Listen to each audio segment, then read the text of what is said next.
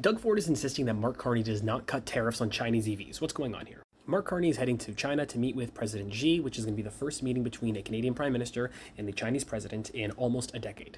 In the wake of Donald Trump's second presidency, the Canadian government is looking to create stronger ties with China, specifically when it comes to trade. And one of the biggest sticking points for China in trade is EVs. China has the world's largest EV manufacturing industry. BYD has recently taken over Tesla as being the world's largest EV company.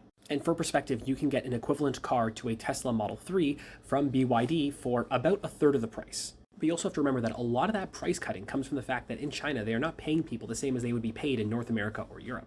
And the reason that this is so important to Doug Ford is because one of the biggest industries in Ontario is the auto sector, with Ford instead pushing to say that China should be setting up EV factories in Ontario. And this isn't fully out of the question. We have plants that are set up for the development of EV batteries.